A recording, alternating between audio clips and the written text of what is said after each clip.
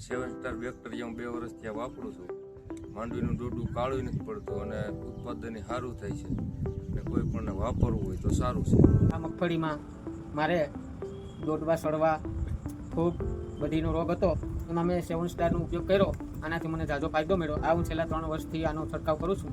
આનું રિઝલ્ટ સારામાં સારું છે અને હું બીજા ખેડૂતની ભલામણ કરું છું કે 7 સ્ટારનો ઉપયોગ વધારે કરો. હું છેલ્લા 3 વર્ષથી 7 સ્ટાર અને NPK બેક્ટેરિયા રિએક્ટિવાળાનો યુઝ કરું છું મારી મગફળીમાં. મને એનાથી કાળી ફૂગ, વ્હાઇટ ફૂગ જેવા રોગો આવતા હતા તેમાં સારો ફાયદો રહ્યો છે. પછી દોડવામાં જે હોલ પડીને સોડો થવો, માથે દોડવાની માટે બ્લેક ડાઘ થવો, તેના બધીના પ્રોબ્લેમ આવતા હતા તેમાં સારામાં સારું રિઝલ્ટ મળે છે મને. 7 સ્ટારના બેક્ટેરિયા 3 વર્ષથી વાપરું છું મગફળીમાં. મગફળીમાં રિઝલ્ટ સારું છે. દોડવા કાળા નથી પડતા, ડંખવાળું નથી અને વ્હાઇટનેસ સારી છે. તો ખેડૂત ભાઈઓને વાપરવા નમ્ર વિનંતી. મેં આમાં કાળી ફૂગને એવું ઓછું દેખાતું હતું. મેં 7 સ્ટારનો ઉપયોગ કર્યો છે એટલે 10-12 દી પહેલાં કર્યો છે. એમાં કાળા ક્યાંક પોપટા થતા હતા ને તો અત્યારે ઘણો ફેર છે. જો આમાં પોપટામાં હળો હવે કંઈ હળો દેખાતો નથી. આ મૂળમાં જો મૂળનો વિકાસ સારો થાય છે. પછી પોપટા ગોગડા છે એમાં કાંઈ હળો નથી અત્યારે.